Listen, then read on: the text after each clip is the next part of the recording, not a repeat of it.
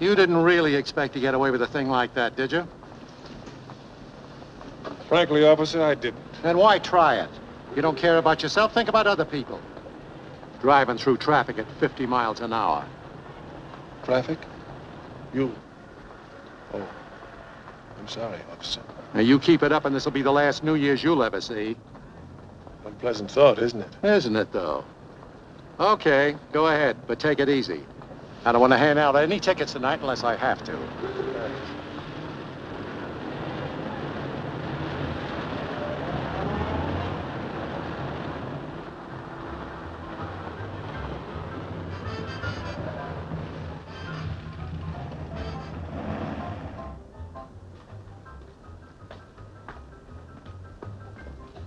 Well, Mr. MacAllister,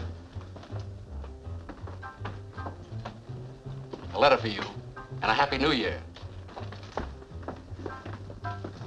Happy New Year, Mr. MacAllister.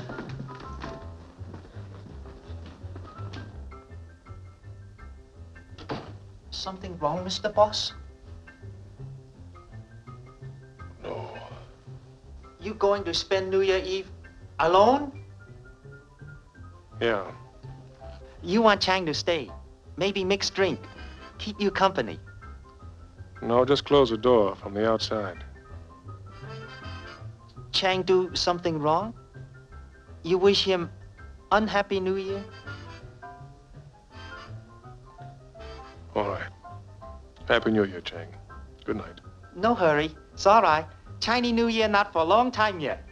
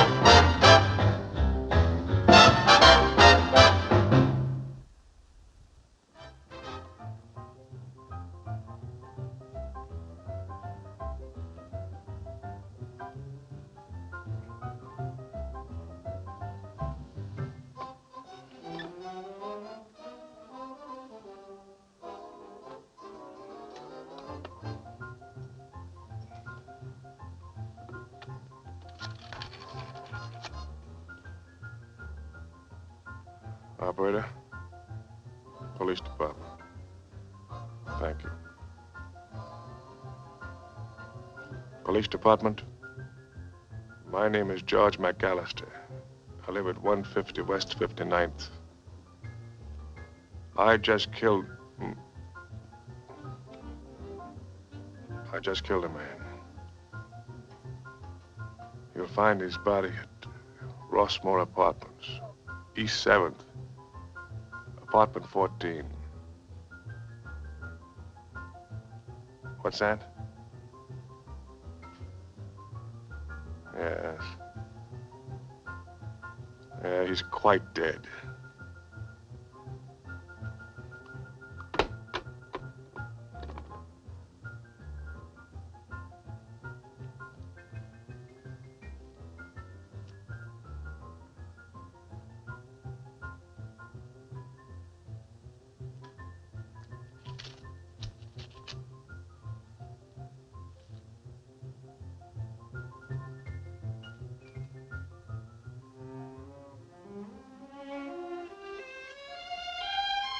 My dear George, I should have known sooner that the hatred you bore your half-brother must one day bring you to this point.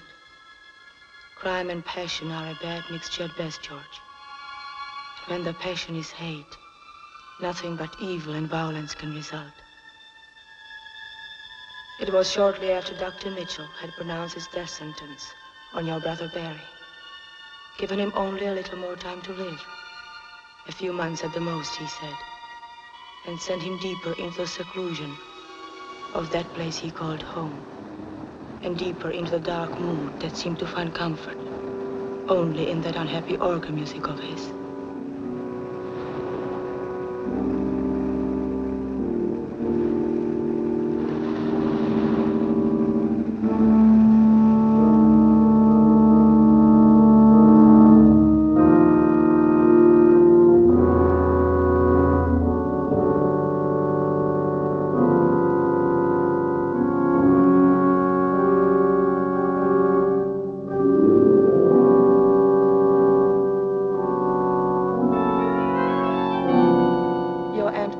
Was there, and Barry.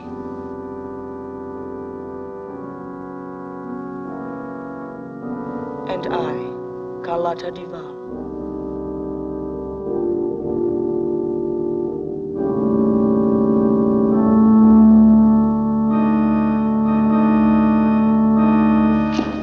Stop it, please, please. Are you ill, Mr. Val? Don't you care for my music? It's your bedtime, that's all. Why, it's just 8:30. 8:30? Yes, it's 8:30 outside. But not here. In this house, it's midnight all the time. Aren't you being a little dramatic, Mr. Val? Perhaps I am. Sorry. Barry's music relaxes him.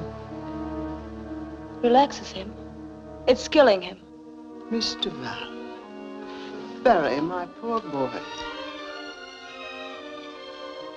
So it is my music.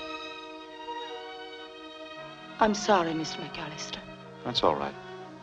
But why don't you like it? I don't like it for what it's doing to you. Those depressing dirges you call music are as ugly as what you're waiting for. The girl is insane. No, I'm not. But I will be if I stay here any longer. Just a moment, Mr. Val.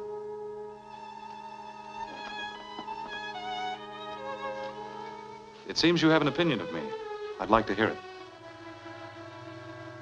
Yes, I have an opinion of you. Barry, let her go. Mr. Barry, you're exciting him, I warn you.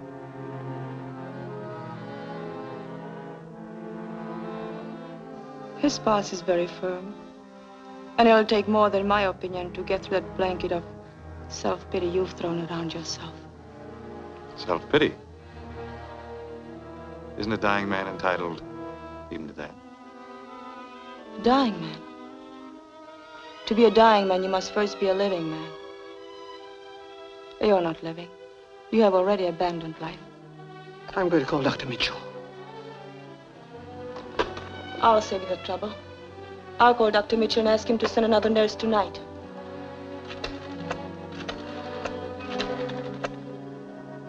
Hello? Dr. Mitchell? Miss Duval speaking. Dr. Mitchell, I'm quitting. Hello, Uncle Joe. Wrong? Oh, no. No, I think Miss Duval just wanted to report that her patient is feeling exceptionally well tonight. Quitting? No, I think she wanted to quit giving me the brown pills. The big ones. Can you imagine, Miss Duval? He thought you were quitting. No, Uncle Joe. No, I think she's very happy here. And as for myself, I couldn't get along without her.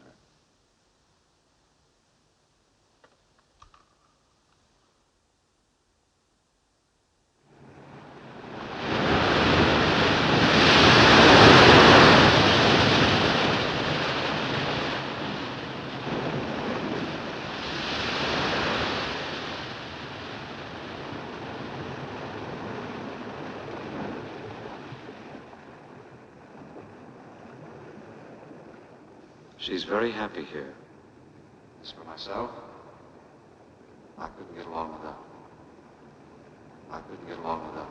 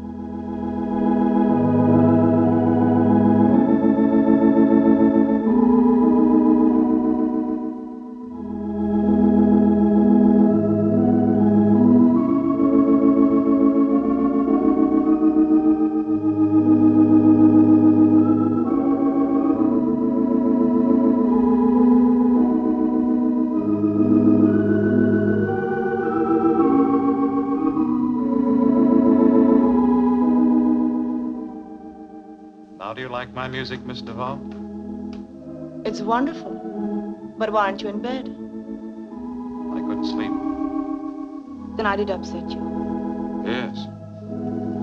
Yes, you did. I was thinking about you. There's one thing I didn't think about you, though. Of course, I didn't know it then. It was how lovely you would look coming down a staircase, wearing, just that. But, Mr. MacAllister, you're not supposed to. Not supposed to think about fair ladies and romance, Miss Duvall? That's exactly what I was thinking about.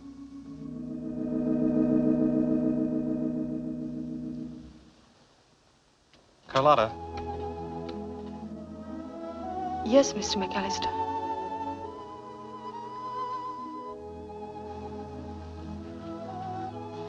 I know I haven't much to offer you except companionship, money, love. It's not much to trade for the happiness I know that you can give me during whatever time is left. Carlotta. Yes. Will you marry me? You poor man. Now you'll never know I would have married you if you hadn't a pen at your name.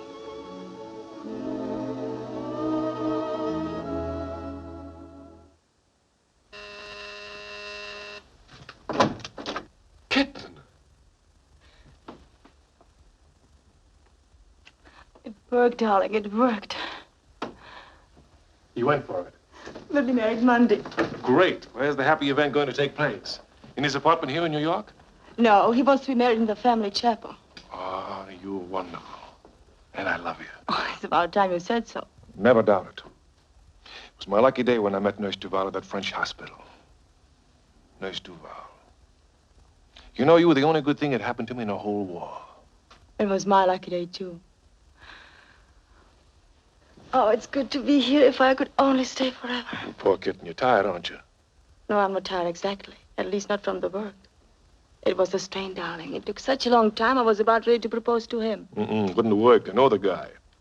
I bet when the icing burst till Miss Duval finally let him have that burst of temper, he fell off the organ bench. Practically. But I'm glad it's over. I wasn't joking when I told him I was going insane out there.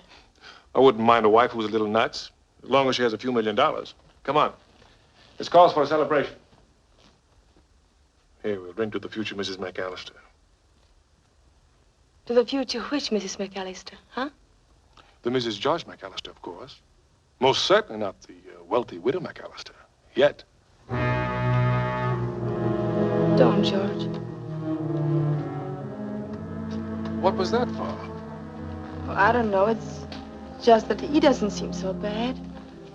Well, you better take another look at him. But out of respect for your opinion, I'll send the biggest wreath I can find to his funeral. Please don't. It's bad enough that our happiness depends on that. Is it our fault that he's got a body that doesn't want to stay wrapped around that penny-pinching, shriveled-up little soul of his any longer? No, of course not. And don't be angry with me, especially not just now when I have to leave. I'm not angry, kitten. But when am I going to see you again? It gets a little lonely up here. I'll see you as soon as I can. But, see that you stay lonesome for me. Don't go looking for a new company. Oh, kitten. You know your Georgie better than that. I certainly do know my Georgie. I'm just teasing. Hey, wait a minute. Maybe I'm the one that should be worrying. Just a little? No, darling. With me, you're my love. And Barry's my business. Trust me, I'll not mix the two.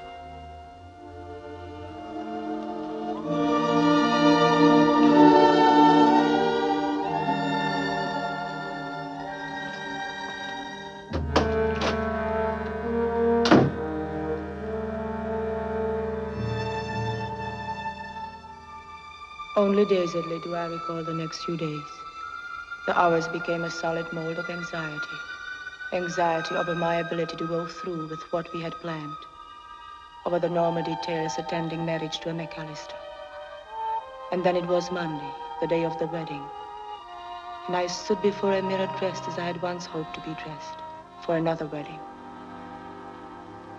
All right? Just as pretty as a picture.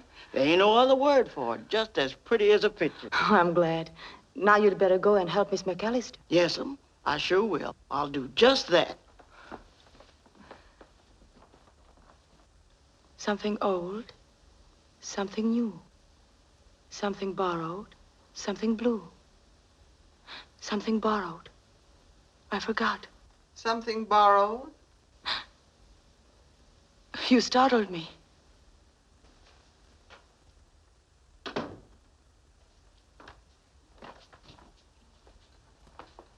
Would this be suitable, do you think?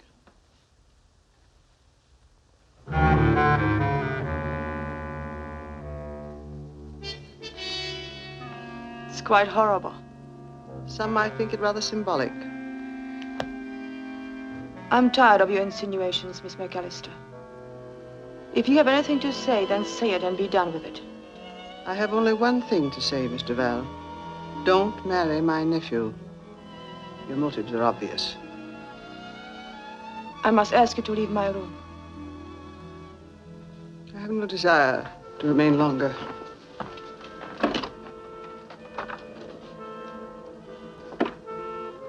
After you have repeated our conversation to Barry, I imagine he will want me to move elsewhere.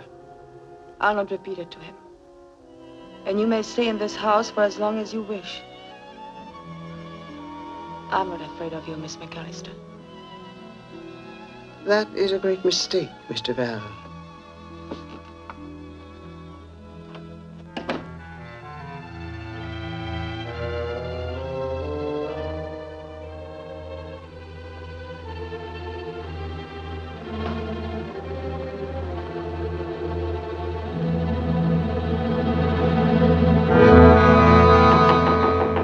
Come in.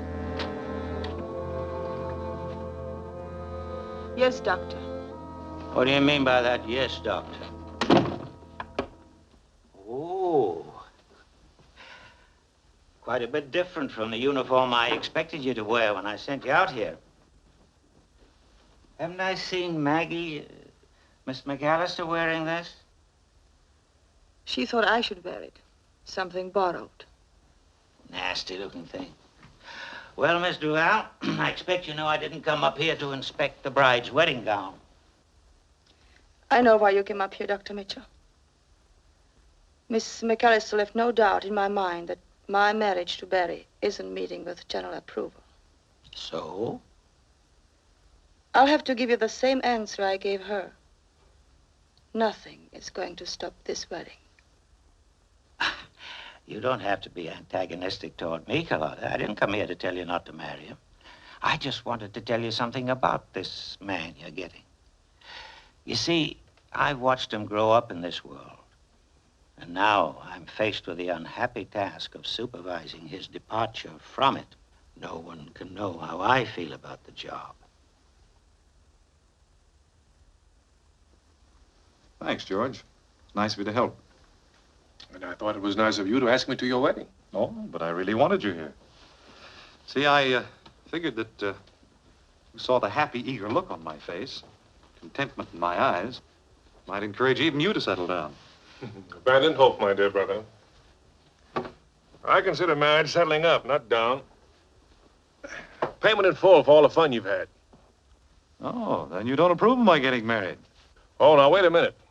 Certainly I approve. I just hate to think of your widow. Practically a stranger getting all that beautiful money.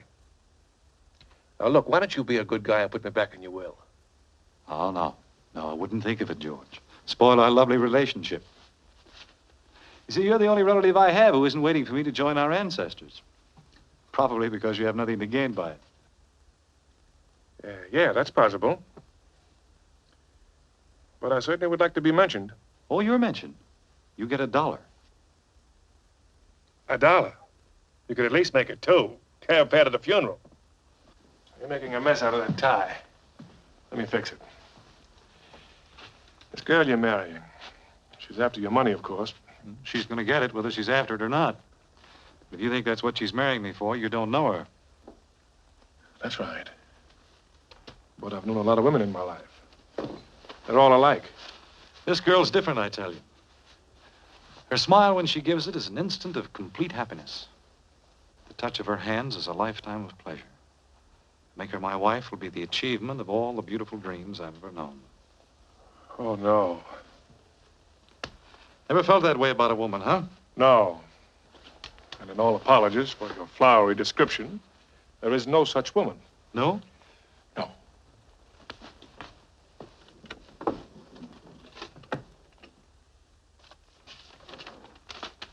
My dear Barry, well, it seems the bullet that got me in the leg was only making a detour and didn't have my name on it after all.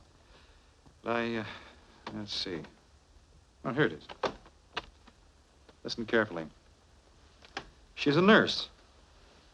This girl is different, I tell you. Her smile when she gives it is an instant of complete happiness.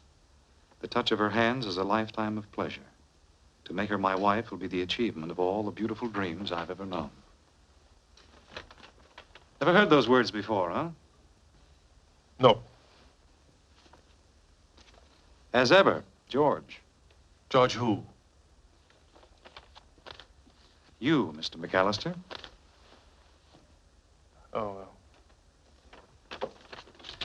I memorized them. Thought they were so nice. Whatever happened to her, George? I don't know. Guess she must be kicking around Paris someplace. It's too bad you lost track of her. What was her name now? I don't know. I don't remember. Why didn't you marry her?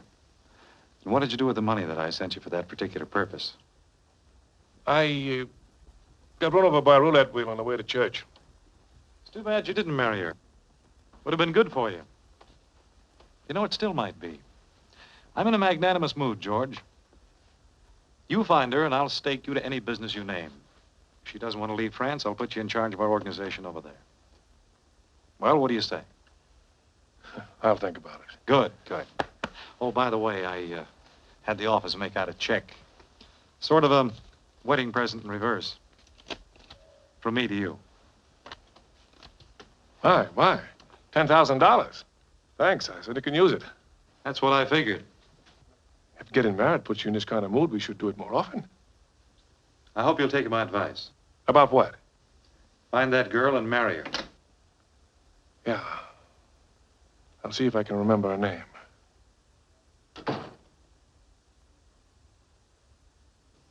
Dearly beloved, we are gathered together here in the sight of God and in the face of this company to join together this man and this woman in holy matrimony, which is an honorable estate instituted of God, signifying unto us the mystical union that is betwixt Christ and his church, which holy estate Christ adorned and beautified with his presence and first miracle that he wrought in Cana of Galilee, and is commended of St. Paul to be honorable among all men, and therefore is not by any to be entered into unadvisedly or lightly, but reverently, discreetly, advisedly, soberly, and in fear of God. Into this holy estate, these two persons present come now to be joined. If any man can show just cause why they may not lawfully be joined together, let him now speak, or else hereafter forever hold his peace. Barry, wilt thou have this woman to thy wedded wife, to live together after God's ordinance in the holy estate of matrimony? Wilt thou love her, comfort her, honor and keep her in sickness and in health, and forsaking all others, keep thee only unto her, so long as ye both shall live? I will.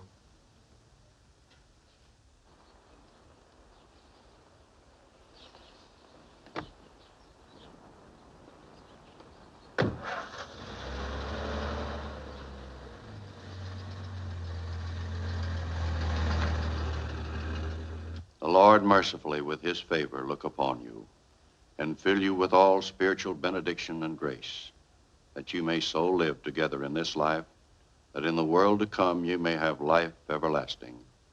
Amen. I wish you both much happiness. Thank you. Thank you.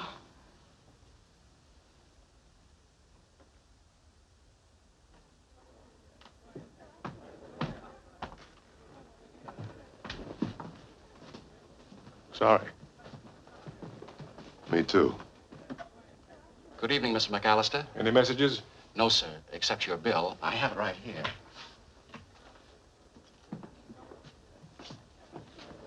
This includes the current month. Well, get that worried look off your face. I'm going to pay it. You are? Fine. Although we never really worry about your account. I'll bet you don't.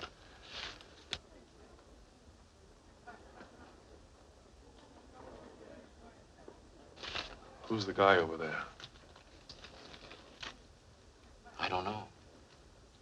Put the receipt in my box, will you? Thank you, sir.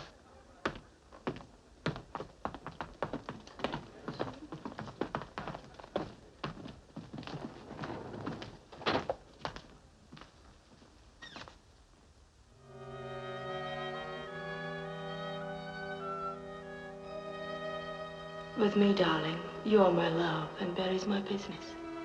Trust me, dear.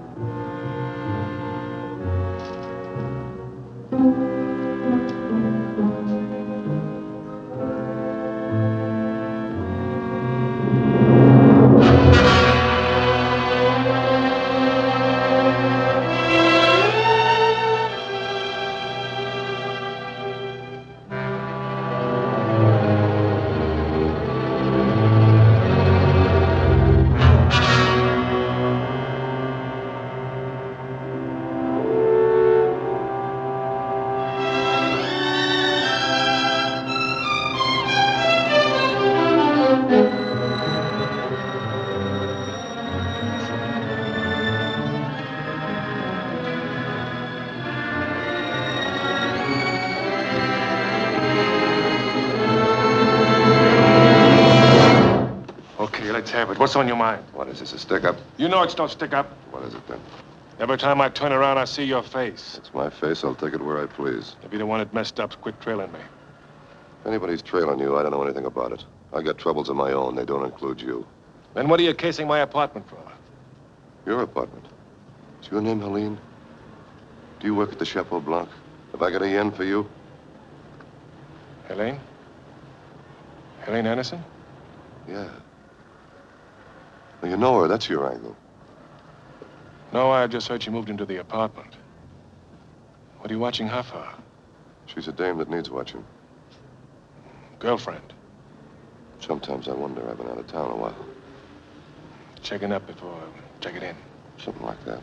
She wouldn't talk to me on the phone. Just waiting around to find out why. Oh. Say, I'm sorry I jumped you the way I did. I guess I'm a little nervous. Nervous? Yes. You see, I'm having a little romantic trouble myself. Oh. Now I know how you feel. I tell you what, let's go up to my apartment. We can have a couple of drinks. Do us both good. It's as good a place to wait as any. Okay. Make yourself at home. Right. Nice place you got here. Thanks. If I could support a layout like this, I wouldn't have any worries about Helene. What'll you have to drink? Bourbon, you got any? Yeah. Helene, I take it, likes nice things. Yeah. You ain't kidding.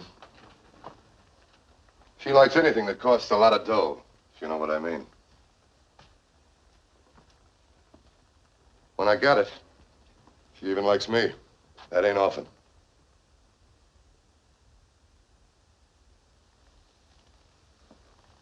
I don't know what kind of trouble you're having with that dame of yours. Bet she ain't two-timing you. What makes you so sure? Her face. This dame's got class. That's not the girl. That's not the one, huh? No. That's not the dame I saw coming in here a couple of days ago? And once before that? No. I haven't seen that girl since I left Paris. Oh. For all I know, she's still there. French dame, huh? Yes, that's right. That autograph. thing she wrote on the picture. It's in English. Well, what about it? A lot of people in France write English. What are you so jumpy about, pal? I'm not jumpy. Oh. What's keeping you from your torture? Oh. Married, huh? Yes, that's right. She's married.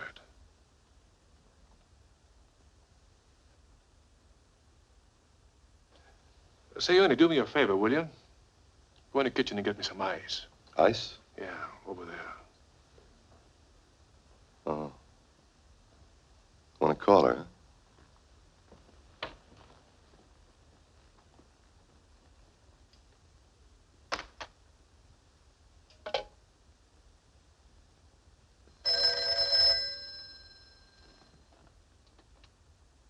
Hello? George, what are you calling for this time of night? I just wanted to apologize for running away from the wedding and reception. Would you put Barry or my brand new sister-in-law on the phone? No. I'll give them your message. They've retired. I see. Good night, Aunt Maggie.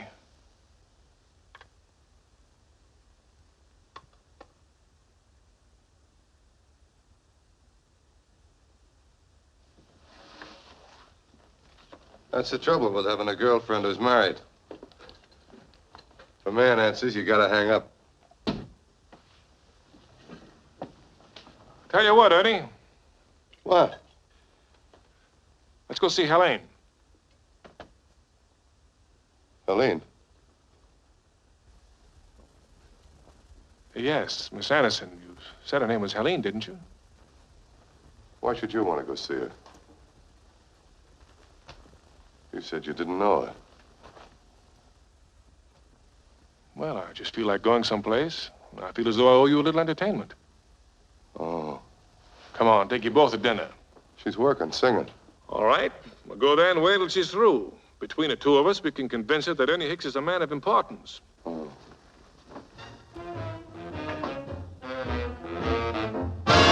Love me or leave me, let me be lonely.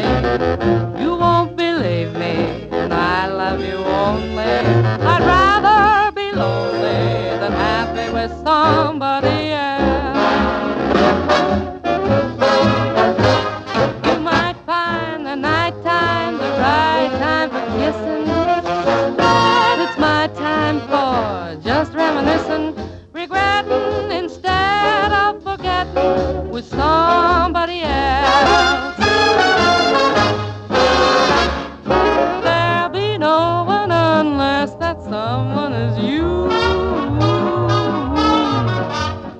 I intend to be independently blue. I want your love, but I don't want to borrow. To have today and to give back tomorrow. My love is your love. There's no love for nobody else. Nighttime is my time, 'cause nighttime is the right time. My love is your love. There's no love for nobody else.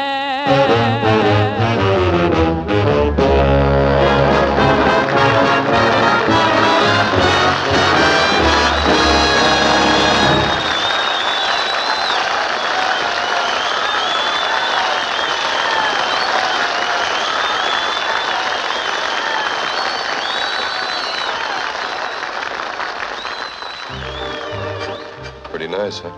Very attractive. The way guys go for her, you can see why I gotta watch her. I certainly can't say that I do. She had a nice big smile for you. That was for you. Gold cufflinks you're wearing and the good stuff in that suit. She'll tell you the price of both of them from 50 yards away. Ernie, you're bitter.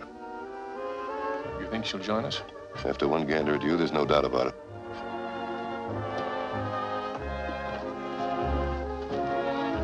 Hello, Ernie. Gee, I'm glad to see you. I sure missed you. Oh, excuse me, Miss Anderson, I want you to meet my friend, Mr. MacAllister. How do you do? How do you do? Sit down, won't you? I sure missed you, kid. You said that already. Why wouldn't you see me when I came back to town? I told you over the phone I've been too busy with rehearsals. I've heard it said about great singers, Miss Anderson, that when rehearsals come in the door, romance flies out of the window. Or was it vice versa? Yes, I guess it was vice versa. I guess. Anyway, it's nice to have you join us. Will you have dinner with us? Sure, I'd love to. Oh, swell. This time the dinner's on him. Next time it's on me. Fine. After tonight, I was going on a diet anyway. Say, where did he pick you up? I didn't pick him up. He picked me up. That's right. We're going to have a lot of fun together. We've got a lot in common, Mr. MacAllister and I. What's he talking about? Oh, you're drunk and I'm hungry. I think we better let Mr. MacAllister order. The menu's printed in French. He had a French girl in Paris. How nice. Oh, you better order some champagne. Goes good with French food.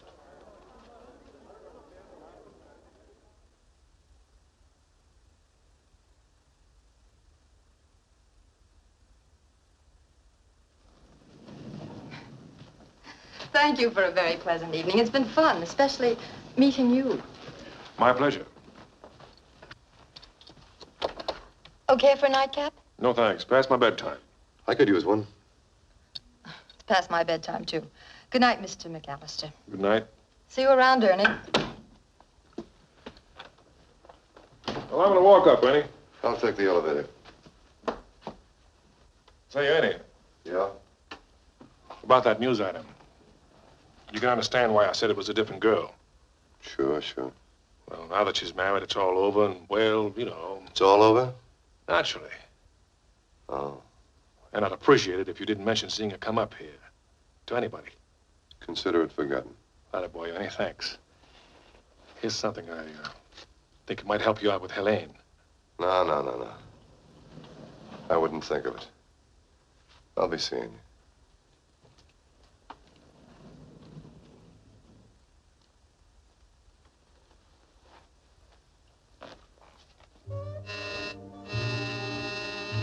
Who's there? It's me. Hi, neighbor. Howdy, ma'am. Long time no see. Well, I decided I'd have that nightcap alone, but when I looked in my bar, no whiskey.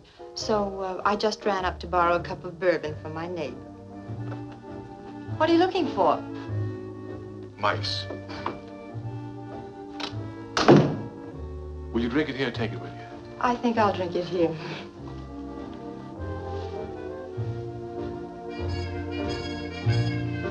I've been wanting that all evening. Couldn't wait any longer. Me too. Really? Really?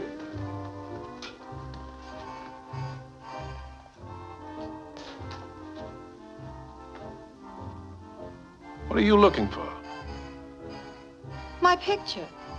Where have you got it? In the... No, it's not in the kitchen either. It's right there on the desk. I just left it there till I got a frame for it. I forgive you. It's a good thing it was in the drawer when Ernie was here. Why didn't you tell me you knew him? Ernie? Yes, Ernie. I forgot. Of course, you know he's slightly jealous. Oh, he gives me a pain. Say, how did you ever get mixed up with him? I know, felt sorry for him, I guess. He's nuts about you. Oh, he's nuts, period. But he's a troublemaker, and if you take my advice, you'll brush him fast. So? Why do you let him hang around? I won't, Georgie, if you don't want me to. I wouldn't take the responsibility. Just for that, I think I'll take this and drink it alone. Good idea, kitten. But I didn't mean it, George. I don't want to go. You need your beauty rest. Good night, kitten, and happy hangover.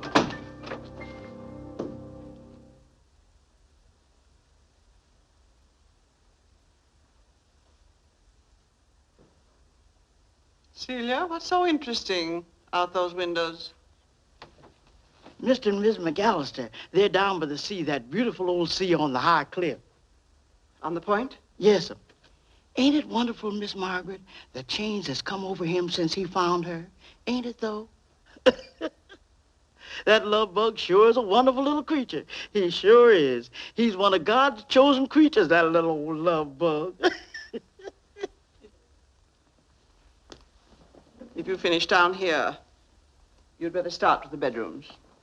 Yes'm. And don't forget to check on the linens. Yes'm. That little old love bug is still all right.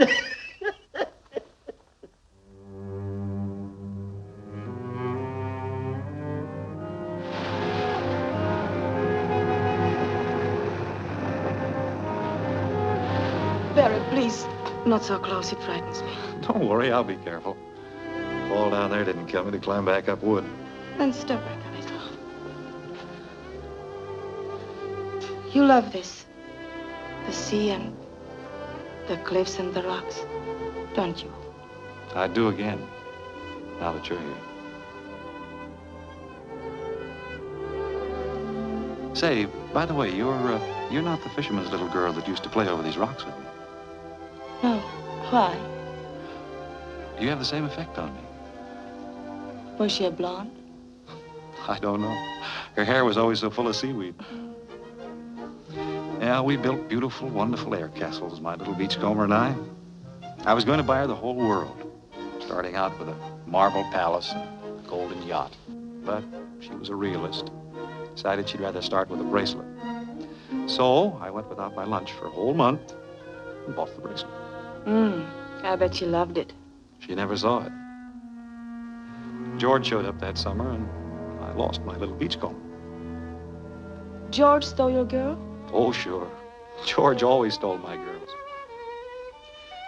You know, by a peculiar coincidence, I just happened to have that bracelet with me.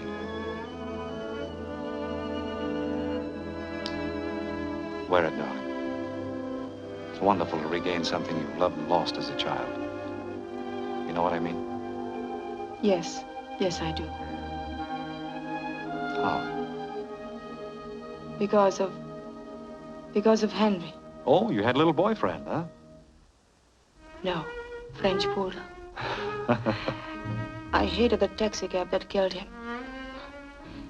No wonder you dislike George for taking her from you.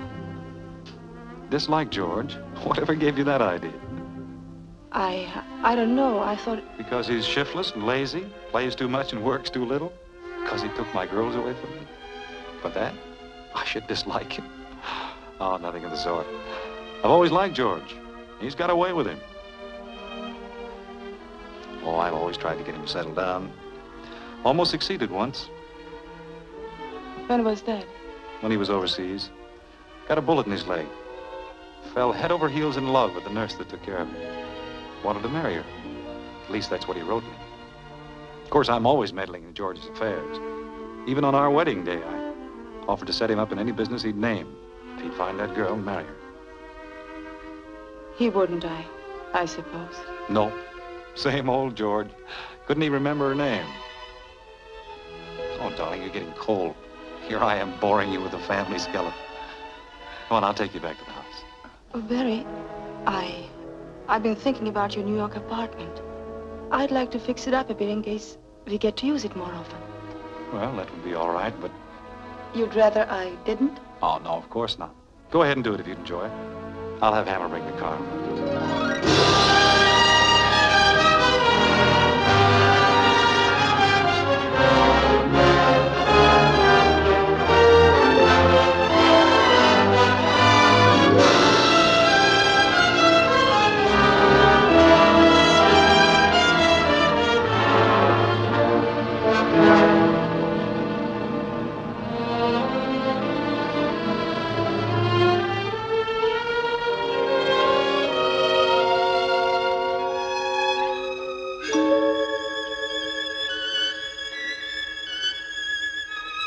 I told Barry I was going shopping. Hammer brought me in. He didn't bring you here. No, of course not. I had him let me off at Barry's apartment. Then I took a cab. Smart girl. Know how much I missed you? What's the matter? I don't know what's wrong with me. I'm upset. About what? You don't mean to tell me that my dear brother isn't feeling well, I hope. He's feeling all right. But, well, George, he told me some things about you, and I had to see you.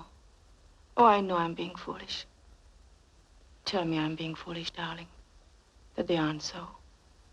That I'm just upset because I got too lonesome for you.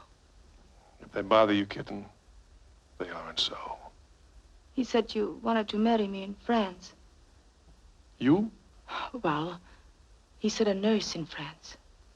I knew he meant me. Well, say that's so.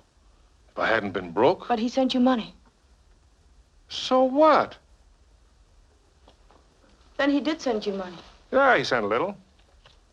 But why didn't we get married? What did you do with it? I don't know. Bought you some poses or something, I guess. Wasn't enough to think about. But we didn't need much. Just a little on each other would have been enough. Now, look, honey, you're making something out of nothing. You're letting him fill your head with a lot of doubts about me when you know he hates my guts.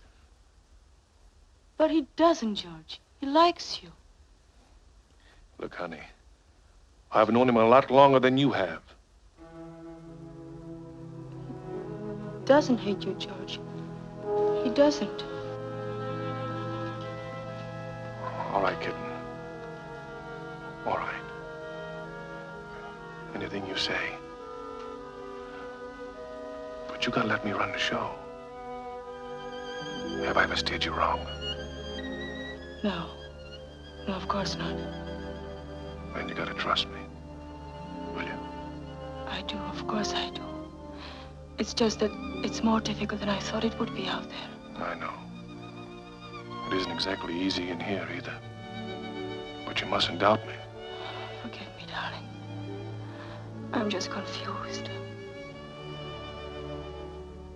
And I better be going. You want to go? But I've got to.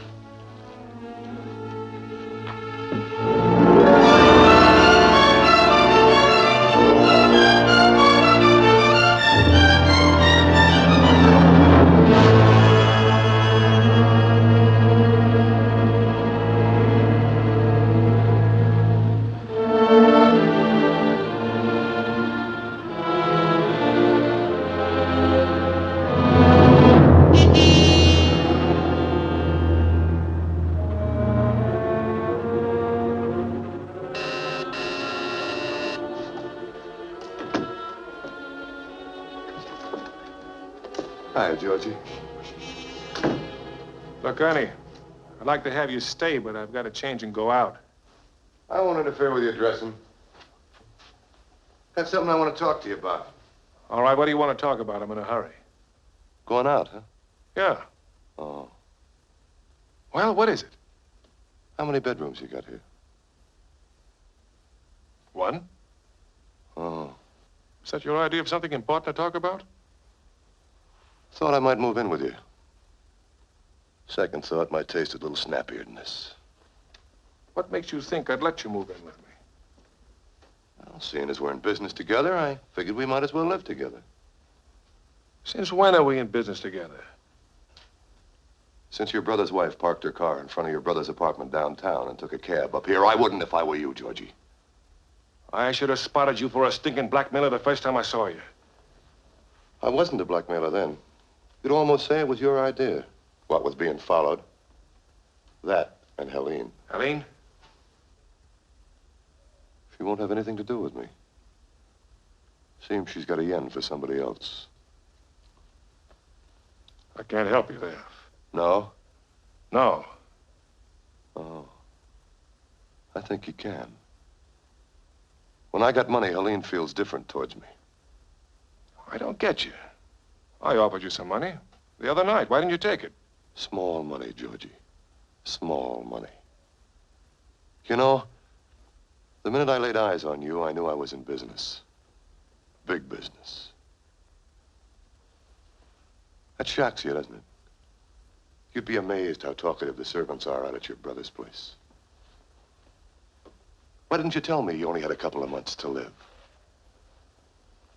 Or maybe less now that he's married to your Carlotta.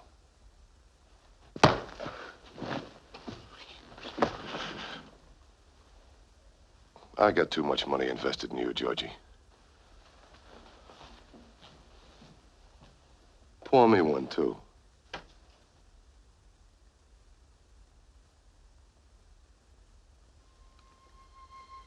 My mind was a welter of confusion after leaving your apartment that afternoon. It was the first time I had ever really doubted you, George. But I doubted myself, too. And I was frightened as I approached the house.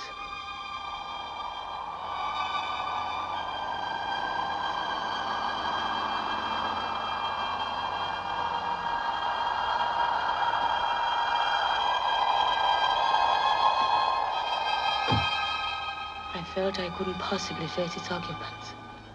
And to my mind, the very house itself scowled disapproval of me.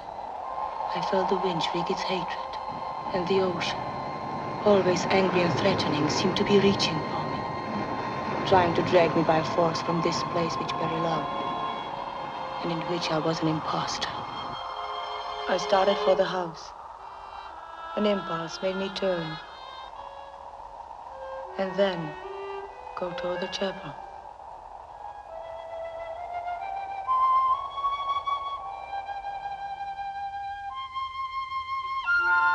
As I stood inside the door, I looked at the place where we were married, Barry and I. Then I seemed to hear bells.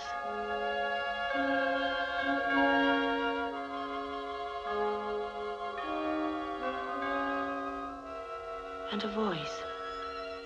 I pronounce that they are man and wife.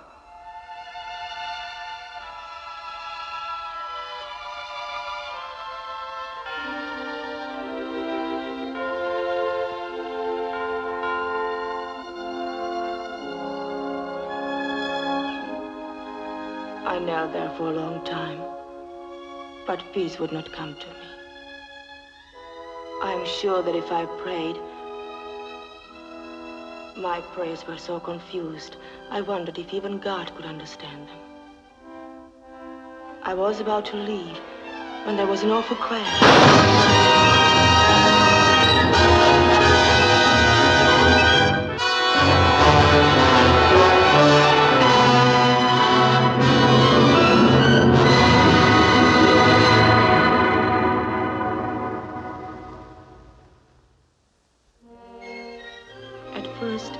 The light unearthly, and that I was hearing our wedding music in my imagination as I had heard the bells and the words of the minister.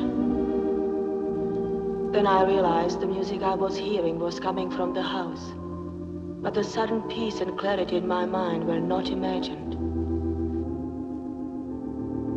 You weren't in my thoughts, George, as I hurried from the chapel.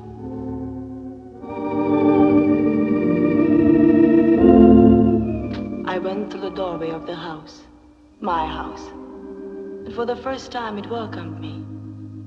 It was then I knew I had to tell Barry about myself.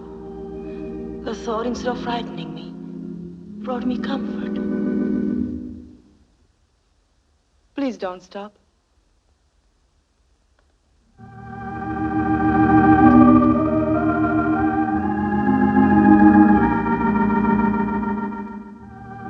Hey, do you know that the room lit up just now when you walked in? Tell me, what's the cause of this new radiance? Clear conscience. A wife with a clear conscience? I never heard of such a thing.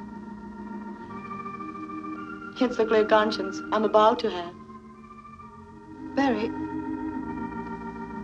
you really don't know much about this new wife of yours. Doesn't that ever bother you? No. Say, what is this, a confession? Yes. Well, that probably means I'll have to bear my lurid past. No dice. Please be serious, dear. Serious? About your past? Just some of it, Barry. There are some things you have a right to know. You may not like me quite as much or at all. But that's a chance I have to take. I don't think I could live with myself if Say, you are serious, aren't you? Yes. Carlotta, I know about you. You know what? All that I want to know. All that's important. You see, darling, every man has a picture of the woman he loves. Mine is a picture of a pretty little girl that grew into a lovely young woman. Put on this earth for the sole purpose of bringing happiness into the life of Barry MacAllister. Humor me, Carl. Let me look at my picture. See what I see. But it's not exactly the truth. Of course it's not. You're such a good little girl, you want to tell me all about the time you held hands with a neighbor boy. Don't do it. I know it may sound funny to you, but, well, even that, just don't do it. That was Barry. I looked at him with new eyes then and in the days that followed. I even looked at him for all the things you had found hateful, George. And I looked in vain. They weren't there. All I could find was kindness, gentleness, and appreciation for the little I gave.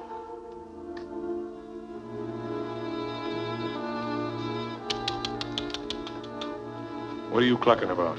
Hotel service, very bad, very dusty. Well, you've done all the dusting up here. Finish it up and get out, will you? Yes, sir, all finished. Wait a minute. Chang, Yes, sir?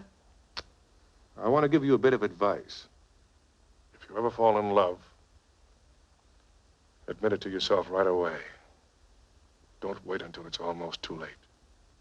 Oh, that could not happen to Chang. Why not? Haven't you ever been in love? Oh, yes. In love many times. Once with girl. Hurt too much. Now Chang fall in love only with roast duck, weekly paycheck, riding streetcars, and going to movies. It's a sound idea. Only it won't help me any.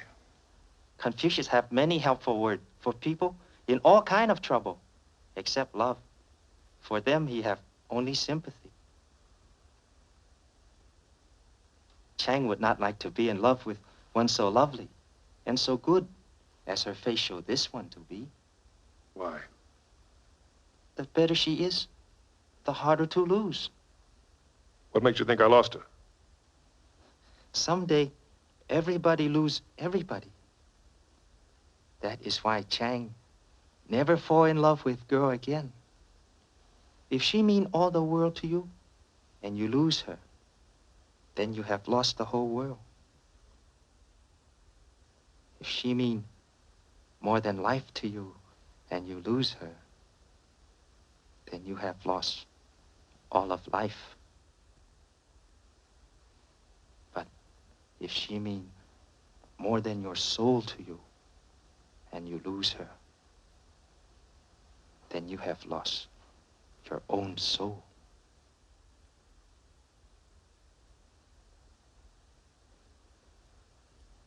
Confucius say that? Maybe Confucius. Maybe Walter Winchell. Chang remember only the words. I go. Oh, I'll get it.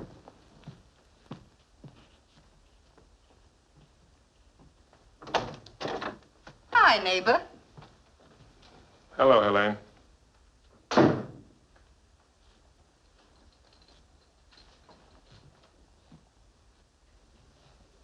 Confucius would be much confused.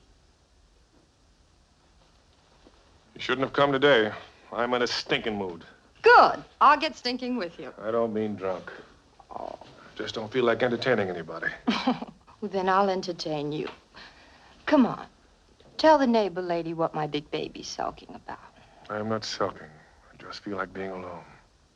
Can't you understand that? Ooh, you really are in a nasty mood. But I don't mind.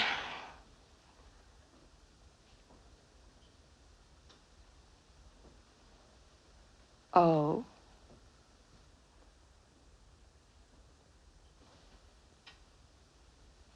So this is the reason my picture stays in the desk drawer, hmm? Don't be silly. That's only a girl I knew a long time ago. Don't you be silly. I read the social columns as well as the funnies, dear. This picture isn't as good as the one in the papers when she married your brother. All right. So she's my brother's wife. What's wrong with that? For George, with all my love. A very chummy family, aren't you? Get out of here, you little tramp, before I throw you out. I'll go. And I'll remember what you called me to. And while you're at it, remember not to come back. George, I didn't mean anything. I want to stay. Well, I meant it. Darling, please try to understand. I was jealous and, well, you're the one guy that never called me a tramp. Well, beat it if you don't want to hear it again from the same guy. Oh, you'll be sorry for this, George.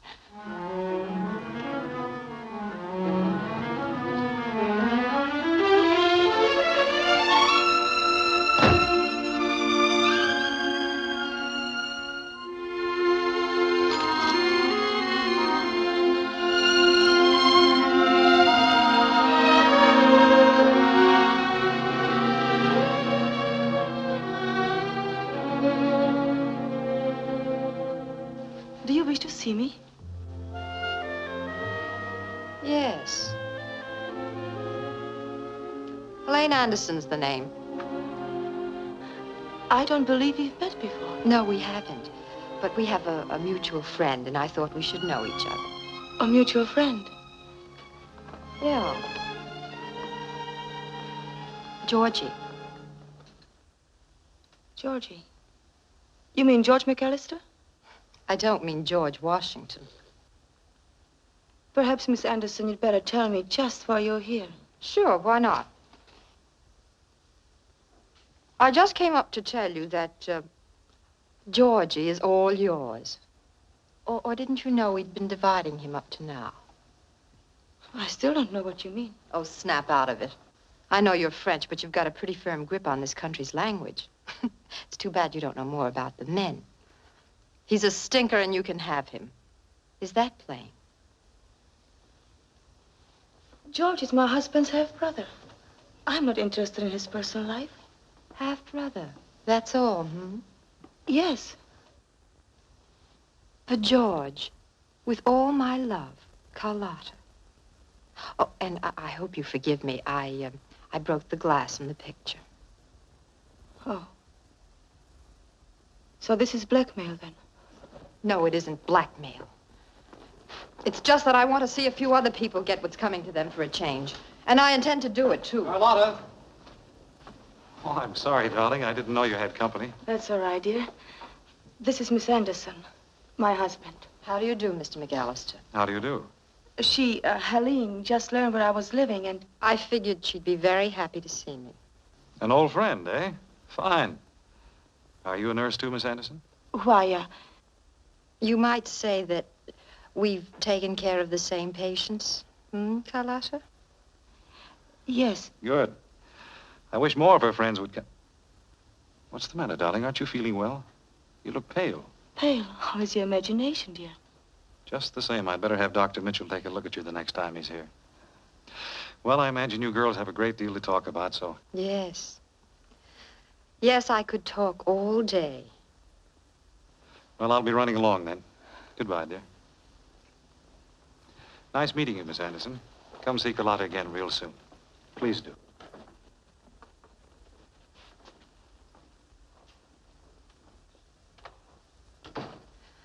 Well, I guess I'll be running along, too. Miss Anderson. Yes?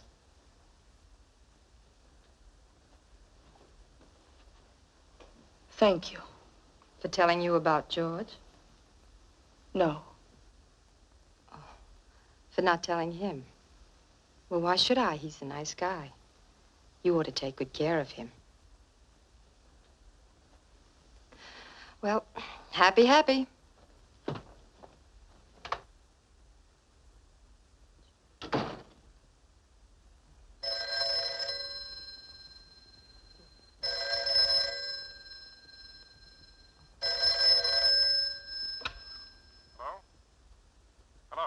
Hello? You know who this is? Yes. Just a minute.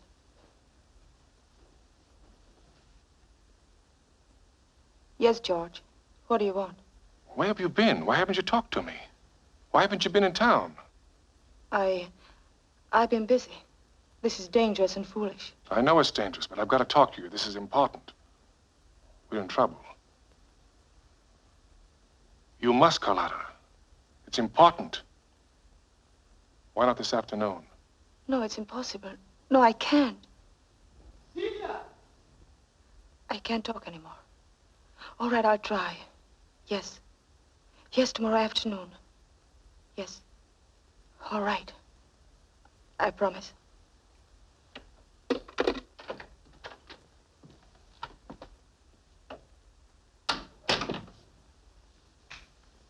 You didn't ask her for the dough.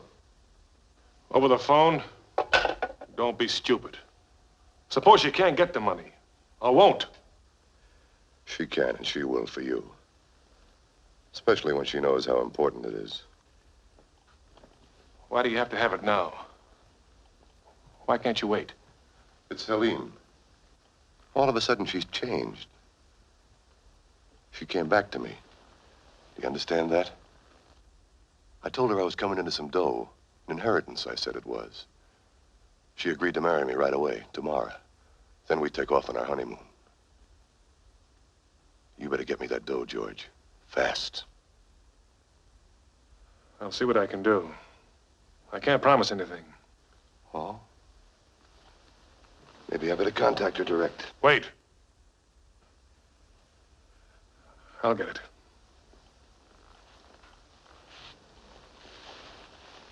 Okay, George. Your call upset me. But I was certain your plea of trouble was simply an excuse to see me. I had no intention of keeping my promise to visit your apartment the next day, Christmas Day. I was determined not to see you again. I never wanted to. Come in. How pretty you look. Merry Christmas, darling. It's not Christmas yet, silly. It is for you. I want to give you a present. But why don't you put it under the tree? I can't wrap packages, especially this one. Henry.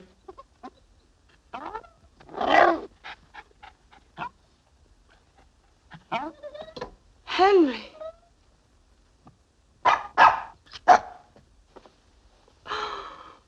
Barry, you remembered. Oh, he's a darling. He seems to think the same about you. Oh, another thing, darling. I invited George out for our little Christmas Eve party. George? He called me at the office. Seemed kind of lonesome, so being Christmas and everything, I asked him out.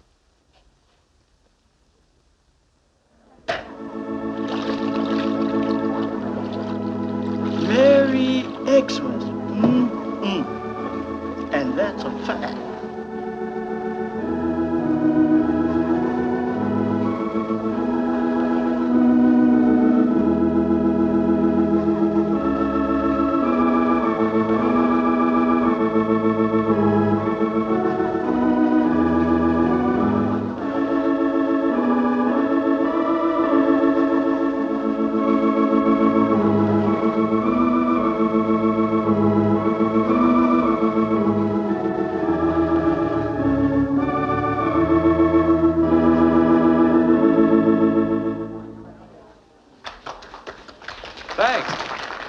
I know you play Reverend McDonald.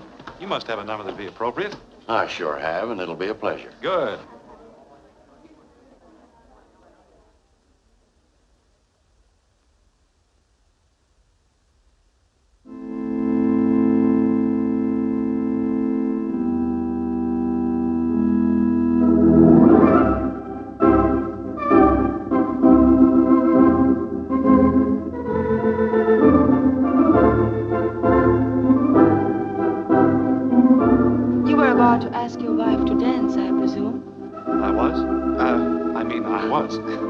Excuse me.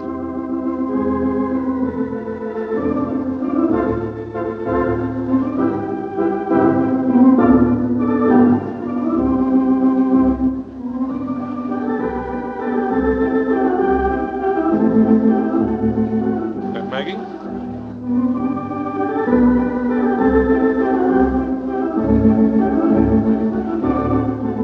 Merry Christmas, George. Be merrier Christmas if you let me dance with your wife. Now, Maggie steps on my feet. You're so gallant, George. You can step on my feet for a while, darling.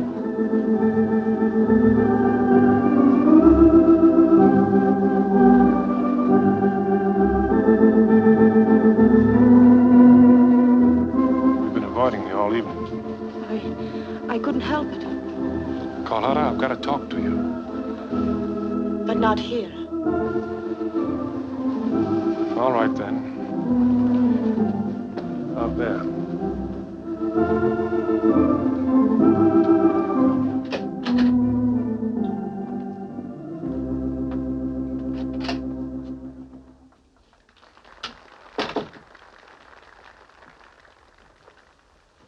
No, don't, please. No one can see us here. You said you wanted to talk to me. There was trouble. What kind of trouble? We're being blackmailed. Blackmailed? By who? Oh, by a guy by the name of Ernie Hicks. You wouldn't know him. He saw you coming to my apartment a couple of times. Started checking. Checking? When? A long time ago. I thought I could handle it. I didn't want to worry you. I knew it'd be harder for you to stay out here if you thought someone was watching us. Then why tell me now? Because we were whipped, Carlotta. Can't you see, when that blackmailer learned our plan, we no longer had a plan? Oh, I've lost the money, that I know.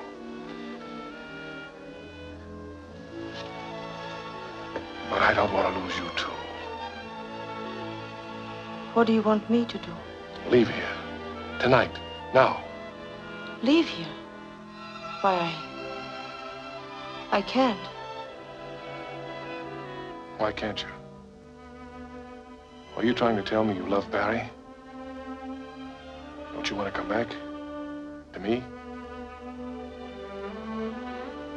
He's wonderful to me. I won't hurt him.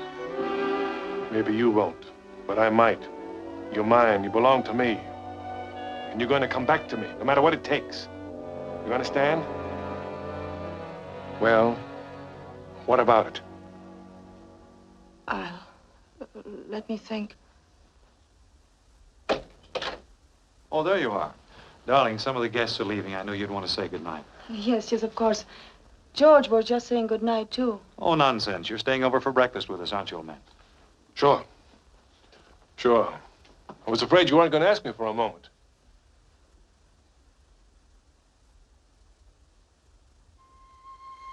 I couldn't think of going to sleep. I knew the thoughts that were going through your head. And I was afraid of what you might do to Barry. The last vestige of my regard for you died when you told me of the blackmailer. For you were the only blackmailer, George. You were trying to blackmail me into returning to you. Your words kept hammering in my head. Maybe you won't, but I might. You're mine. You belong to me. And you're going to come back to me, no matter what it takes. You understand?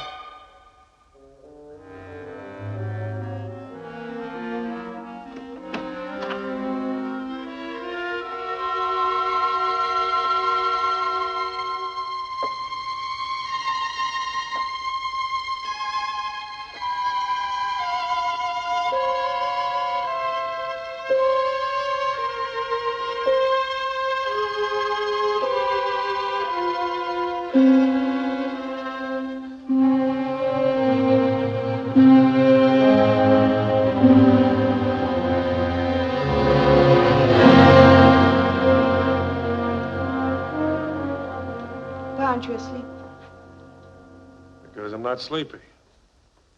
Why aren't you asleep? Oh, I know.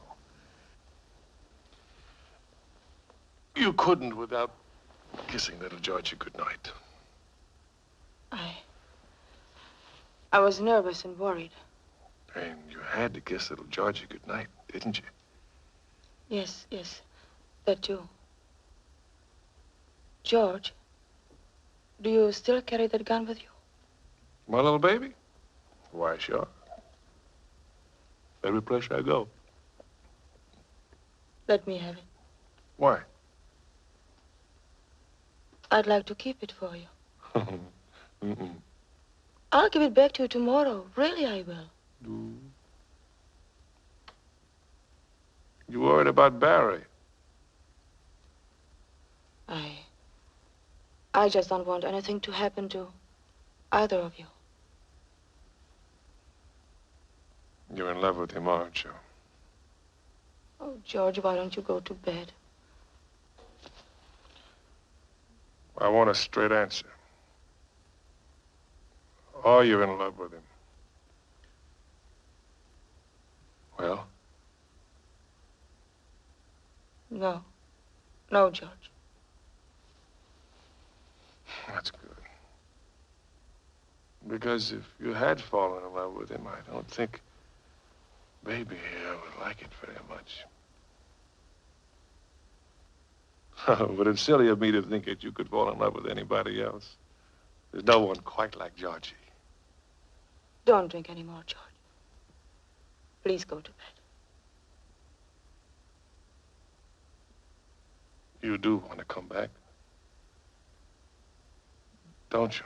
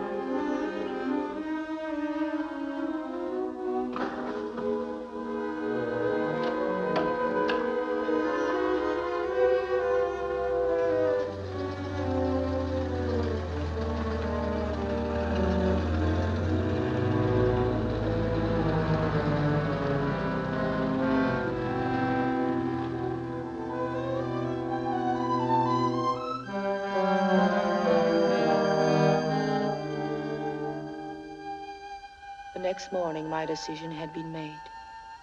I suddenly realized that you would kill him before you would give me up.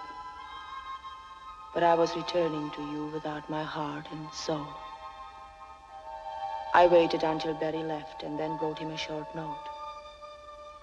I couldn't tell him very much. Certainly not the truth.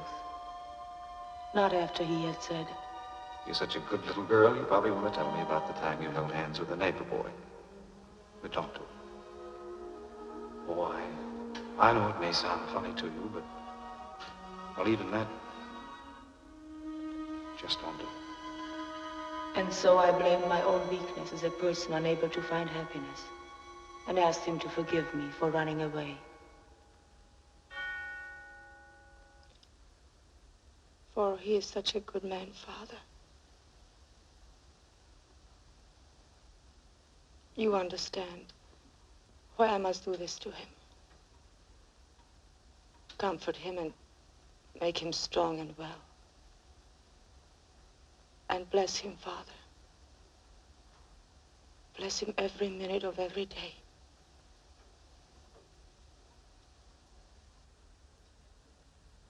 And, dear Father,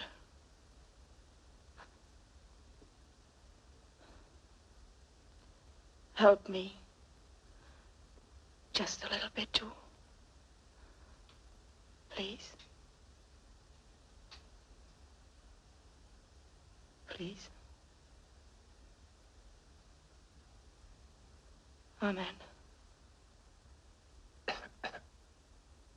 That was a lovely prayer, Carlotta. Dr. Mitchell, I didn't know you were here. Forgive me. I started to speak and then I didn't want to interrupt. But how do you happen to be in here? Oh, to tell the truth, I often sit in here for a moment when I'm out this way. Nice, quiet place to write prescriptions. Remember my Latin better in church. Oh, well, I'll leave you alone. No. Sit down a minute, please.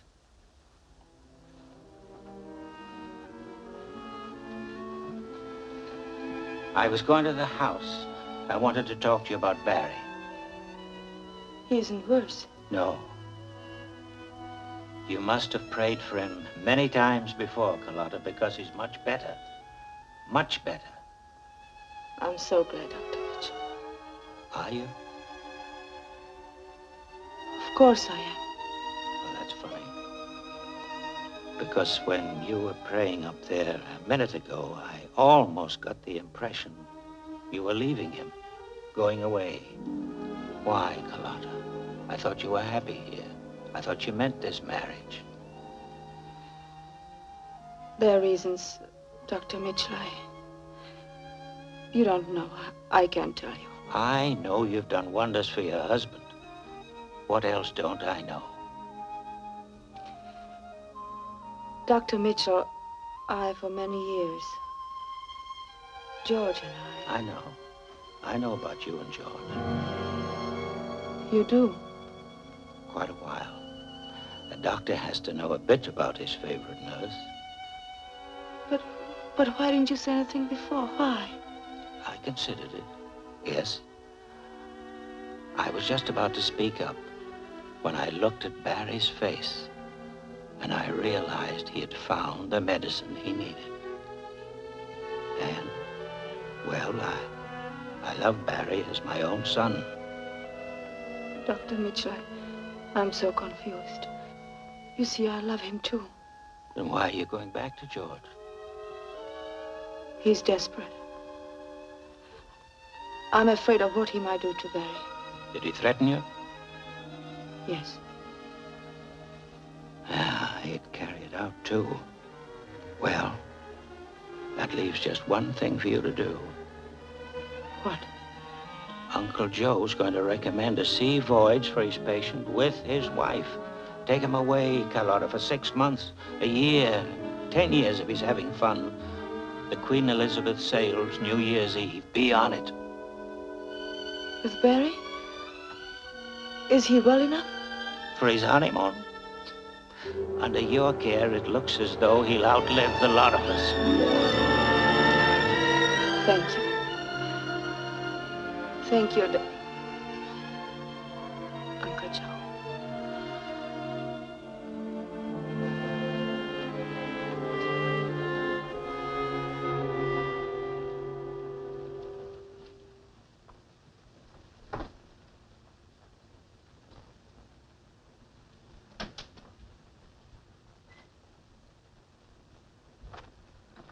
What are you doing here?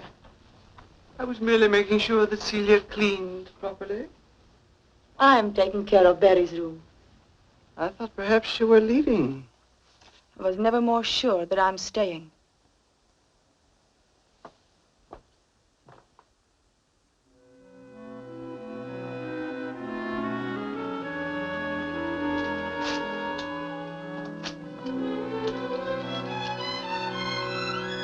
Not until it was burning did my happiness return. And even then, it was happiness overshadowed by foreboding. There was reason for foreboding. Barry told me later that you wanted to see him in his New York apartment before we sailed, and that he had agreed to meet you, alone. Then I knew I must write this letter. I'm pleading for my husband's life and our happiness, George. But even as I write, I seem to know it will do no good. There's a great fear in me of what will happen when you and Barry meet. I beg of you, have mercy, George. Late, kitten. A little late.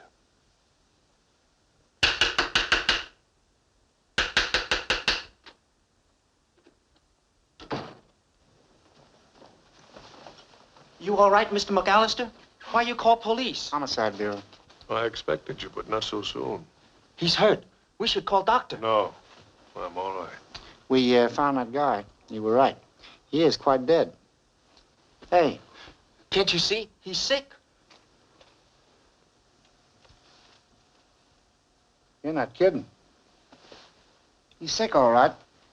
Got a bullet hole clean through him. If you want to ask him any questions, you better do it here and fast. I'll call a doctor and an ambulance. Please, Mr. MacAllister. You'll be all right. You tear your coat. Shut up. Try to remember, MacAllister. I hate to make you talk now, but some things we gotta know. Why did you kill him? What was the fight about? What happened? Homicide. Send a doctor and an ambulance over to 150 West 59th. Yeah, and don't spare the horses. Try to think, MacAllister. What happened? What happened?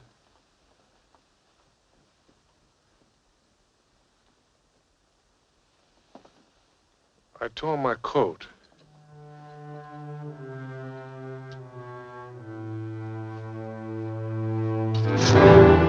Yes, I tore my coat.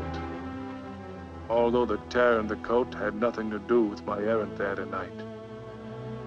I wasn't thinking about anything when I stepped into that corridor except the job I had come there to do. He crossed me for the last time.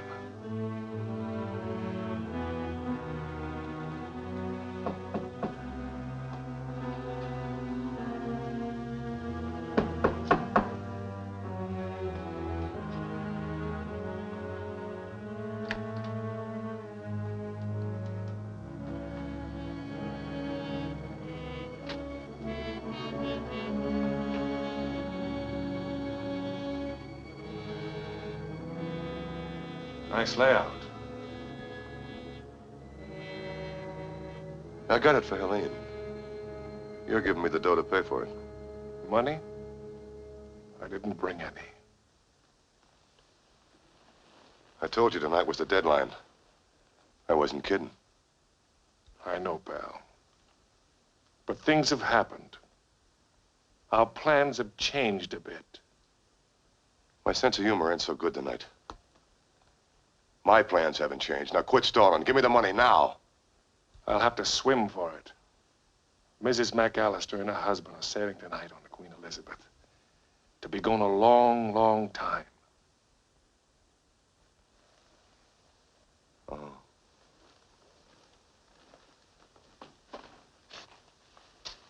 Where are you going? To the docks. To wish him bon voyage.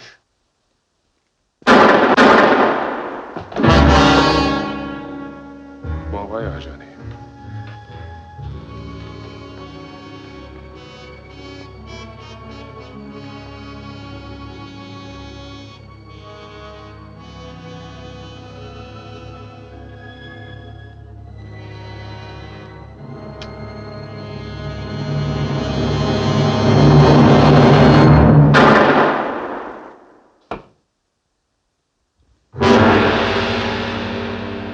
Mr. MacAllister.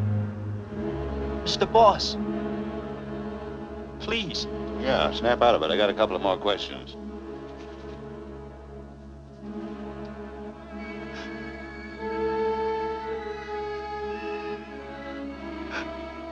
No, please. Mr. MacAllister answering questions elsewhere. Now.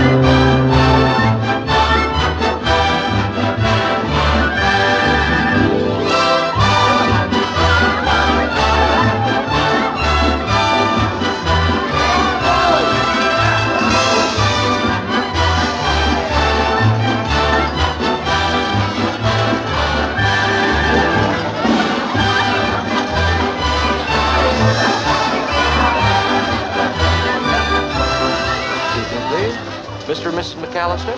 Yes? Telegram, sir. Oh, thank you. Thank you, sir. What is it? Same old George. You'll never change. Unavoidably detained, wish you and Carlotta a Happy New Year. Love, George. Happy New Year, darling.